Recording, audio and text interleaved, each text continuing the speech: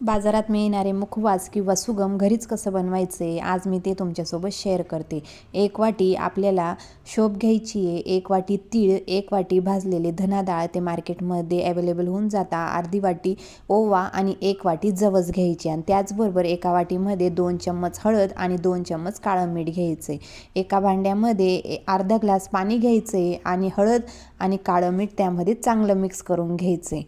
नंतर एका कढईमध्ये आपल्याला सगळ्यात आधी तीळ भाजून घ्यायची आहे। 1 वाटी तीळ घेतली आणि त्यावरती आपण जे मिक्स केलेलं पाणी आहे ते 2-3 चम्मच टाकायचं आहे आणि ती तीळ ओली होऊन जाते, मग नंतर आपण ती भाजायची आहे।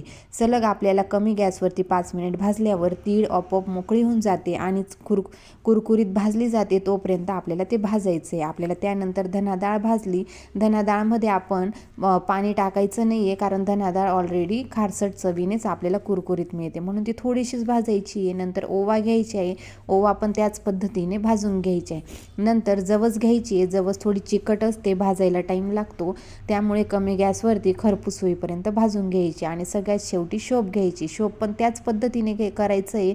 2-3 चम्मच पाणी टाकून, पाणी म्हणजे तयार केलेलं हळदीचं पाणी टाकून भाजून घ्यायची कमी गॅसवरती, एकदम खरपूस तयार होऊन जातं। सगळं मिश्रण मी एकाच ताटात काढून घेतलेले। बाळातिनीसाठी सुद्धा या शोपा, ओवा, जवस खाणं खूप गुणकारी असतं, त्यामुळे लवकर पोटही साफ होते आणि ओवा, जवसही खाणं खूप शरीरासाठी चांगलं असतं, म्हणून घरच्या घरी तयार करायचं आहे।